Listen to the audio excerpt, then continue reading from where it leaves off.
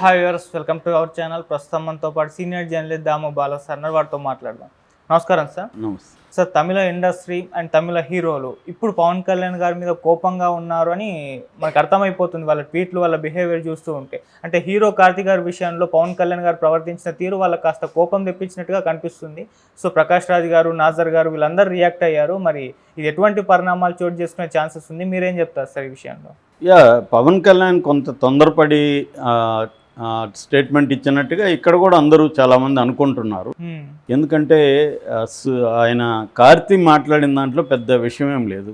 ఆయన సత్యం సుందరం pre release ఫంక్షన్లో అక్కడున్న యాంకర్ ఆమె లడ్డు కావాలా నాన్న అన్నట్టుగా ఆమె సరదాగా దాన్ని మాట్లాడింది. ఎందుకంటే ఇప్పుడు లడ్డు ఇష్యూ జరుగుతున్నప్పుడు మనం కూడా కలిసినప్పుడు లడ్డూల మీద జోకులు వేసుకుంటాము. ఫేస్బుక్లోను, ట్విట్టర్లోను అన్నిట్లో జోకులు అందరూ వేసుకుంటుంటారు.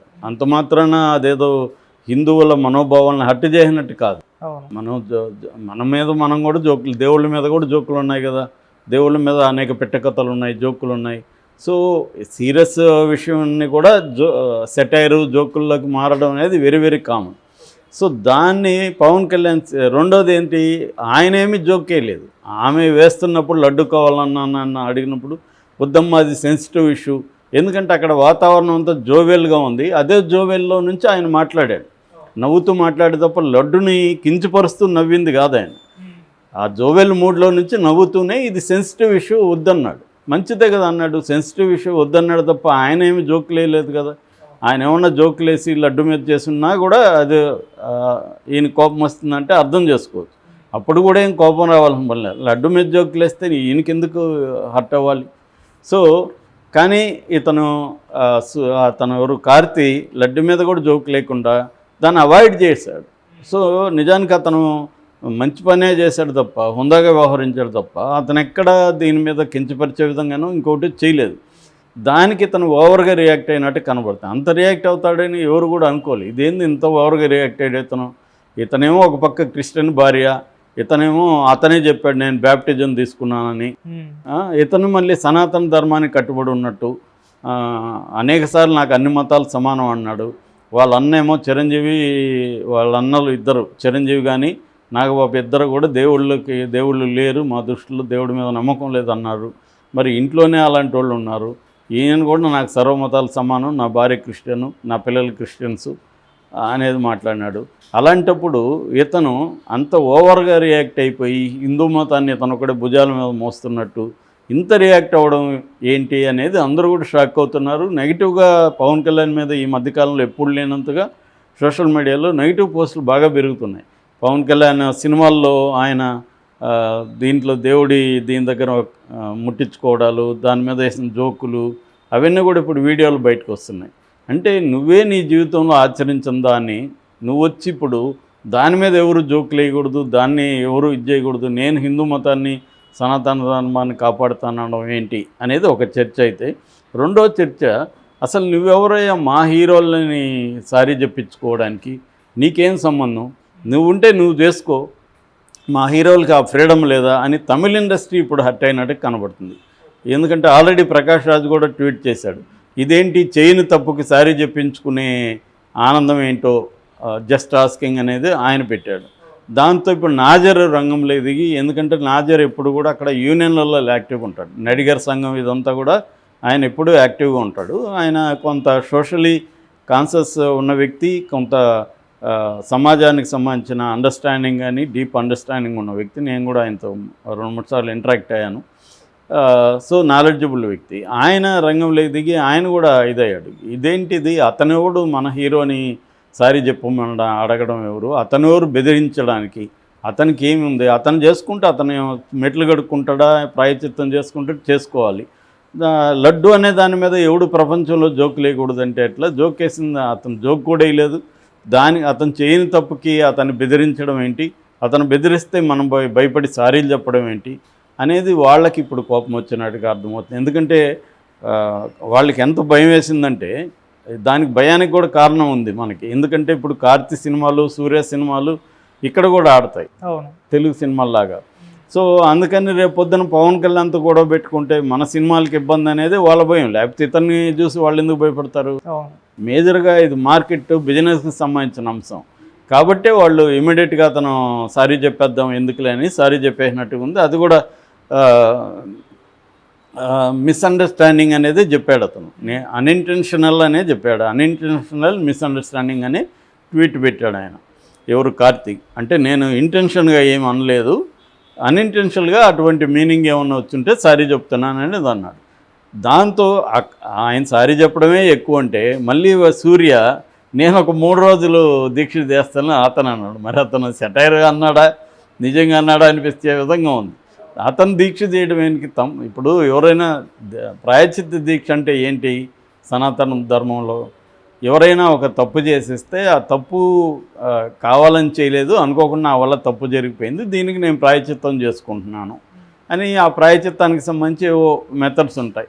వాళ్ళు అన్నం తినకపోవడమో, లేకపోతే తను తాను మంచినీళ్ళలో మునగడమో, లేకపోతే ఏదో అట్లా నిప్పుల్లో చేయి పెట్టడమో, ఏదో ఒక ప్రాయశ్చిత్తం అనేది అంటే సెల్ఫ్ పనిష్మెంట్ అనమాట. వాళ్ళకి వాళ్ళు శిక్ష వేసుకుంటారు, అది ప్రాయశ్చిత్త దీక్ష.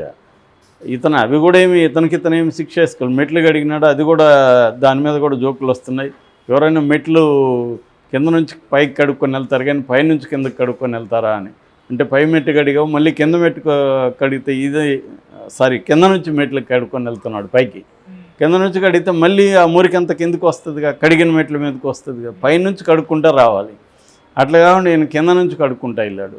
మామూలుగా కింద నుంచి మెట్లు పూజించుకుంటా వెళ్తారు, కానీ రివర్స్లో ఇతను చేశాడు, ఇతనికి అది కూడా తెలియదు అన్న విమర్శలు కూడా ఉన్నాయి. సరే అవన్నీ పక్కన పెడితే ఇప్పుడు తమిళ ఇండస్ట్రీలో మెల్లగా ఫస్ట్ టైం పట్టింది వాళ్ళకి రియాక్ట్ అవ్వడానికి. వీళ్ళు సారీ చెప్పేసరికి ఇంకా హర్ట్ అయ్యారు. సూర్య సారీ చెప్పి నేను ప్రాయచిత్తం కూడా చేసుకుంటానంటే తప్పు చేసినట్టు ఒప్పుకున్నట్టే కదా ఆయన. సో అందుకని ఇప్పుడు తమిళ ఇండస్ట్రీ రియాక్ట్ అయింది, నాజర్ లాంటి వాళ్ళు రియాక్ట్ అయ్యారు. నాజర్ లాంటి వాళ్ళకి ఇబ్బంది లేదు, ఎందుకంటే ఆయన క్యారెక్టర్ ఆర్టిస్ట్ కాబట్టి. రేపు పొద్దున ఇక్కడ తెలుగు ఇండస్ట్రీ మొత్తం పవన్ కళ్యాణ్ మాట ఏమి ఉంది. ఇక్కడ తెలుగు ఇండస్ట్రీలో పవన్కి యాంటీ బ్యాచ్లు కూడా బోరు మంది ఉన్నాడు, అంతెందుకు వాళ్ళ ఇంట్లోనే ఉన్నాడుగా అల్లు అర్జున్. కాబట్టి రేపు అల్లు అర్జునే నాజర్కి అన్ని సినిమాల్లో నాజర్కి ఈయండ్ర క్యారెక్టర్లు అని చెప్పచ్చు. కాబట్టి నాజర్కి పోయేదేం లేదు. కానీ సూర్యకి లేకపోతే ఇట్లా తమిళ్ బైలింగ్వల్ హీరోలకి కొంత ఇబ్బంది, ఎందుకంటే కార్తీక్ సినిమాలు సూర్య సినిమాలు తెలుగులో కూడా ఆడతాయి. రేపొద్దున వీళ్ళు ఏమైనా ఇబ్బంది పెడితే, ఎందుకంటే రేవంత్ రెడ్డి కూడా వాళ్ళ మనిషే కాబట్టి 2 రాష్ట్రాల్లో ఇబ్బంది పెట్టగలరు పవన్ కళ్యాణ్ అనుకుంటే. అతను పట్టుదలకు పోయాడు అనుకో, పవర్ ఉంది, అతను 5 ఏళ్లలో ఇబ్బంది పెట్టచ్చు. ఎందుకులే ఒకసారి చెప్తూ పోయిందని వాళ్ళు డిసైడ్ అయిపోయి చెప్పినట్టుగా ఉంది. కానీ ఇది తమిళ ఈగోని హర్ట్ చేసింది. ఎందుకంటే ఒక తెలుగు హీరో తమిళ హీరో తప్పు చేయకుండా అతన్ని బెదిరించడం ఏంటి, ఆ బెదిరిస్తే ఇతను భయపడిపోయి సారీ చెప్పడం ఏంటి, మళ్ళీ వాళ్ళ అన్న సారీ చెప్పడం ఏంటి అని ఇప్పుడు అక్కడ తమిళనాడులో అది మొదలైంది. దాంతో రజనీకాంత్ను కూడా రంగంలో దించారు, నువ్వు కూడా మాట్లాడాలి దీని మీద అని అన్నట్టుగా తెలుస్తుంది. కానీ రజనీకాంత్ ఆయన కూడా సనాతన ధర్మం ఇదంతా మాట్లాడే వ్యక్తి, హిమాలయాలకు వెళ్తుంటాడు. ఇప్పుడు ఆయన ఇన్వాల్వ్ కావడానికి ఆయన ఫీల్ అవుతున్నాడు. ఇదేంటంటే పవన్ కళ్యాణ్ వర్సెస్ తమిళనాడు ఇండస్ట్రీ కాదు, ఇది మళ్ళీ హిందూ మతం ఇవన్నీ వస్తుంది. ఆల్రెడీ తమిళ్లో ఉదయనిధి స్టాలిన్ సనాతన ధర్మం అనేది ఒక మలేరియా లాంటిది, దోమ లాంటిది, దాన్ని నిర్మూలించాలి తప్ప దాన్ని మనం ఏం మార్చలేమనేది అతను చెప్పాడు. అది అప్పట్లో నేషనల్ వైడ్ ఇష్యూ కూడా అయిపోయింది. అంటే అతని ఉద్దేశం ఏమంటే సనాతన ధర్మం అనే దాంట్లో వర్ణాశ్రమ ధర్మం ఉంది. వర్ణాశ్రమ ధర్మం అంటే అంటరాంతనం ఉంటుంది, పంచములు ఉంటారు. సో ఇది దళితులకి లేకపోతే శూద్రులకి వ్యతిరేకమైంది సనాతన ధర్మం, దాన్ని మనం ఎలా ఫాలో అవుతాము అనేది అతను ఎక్స్ప్లెయిన్ చేశాడు. అంటే ప్రధానంగా సనాతన ధర్మం అంటే అర్థం అంటే వర్ణాశ్రమం ధర్మం లేకుండా, కులం లేకుండా సనాతన ధర్మం అనేది ఏమి ఉండదు. కులం అనగానే మళ్ళీ నిచ్చెన మెట్ల వ్యవస్థనే ఇండియాలో ఉంది. ఆ నిచ్చెన మెట్లలో కింది స్థాయిలో ఉండేవాళ్ళు దళితులు. సో ఈ కాంటెక్స్లో ఇప్పుడు పవన్ కళ్యాణ్ దాన్ని ఒక రకంగా చంద్రబాబు అజెండాని పవన్ కళ్యాణ్ హైజాక్ చేశాడు. బీజేపీ పవన్ కళ్యాణ్ ఎన్నుకుంది.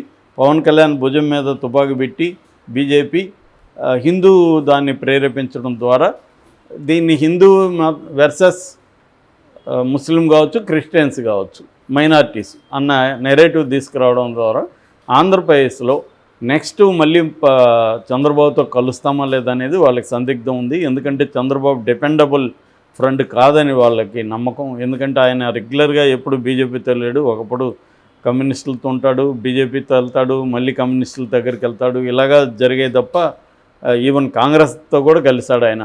కాబట్టి బీజేపీకి నమ్మకం లేదు. అందుకని బీజేపీ పవన్ కళ్యాణ్ని సీఎం క్యాండిడేట్గా అనౌన్స్ చేసి కాపు సామాజిక వర్గాన్ని ఇటు పురంధరేశ్వర లాంటి వాళ్ళ ద్వారా రేపు అవసరమైతే ఎన్టీఆర్ రంగంలో దించి కమ్మ సామాజిక వర్గాన్ని ఈ రెండు కాంబినేషన్ని తాను కబ్జా చేయాలనేది బీజేపీకి ఉన్న లాంగ్ టర్మ్ లక్ష్యం.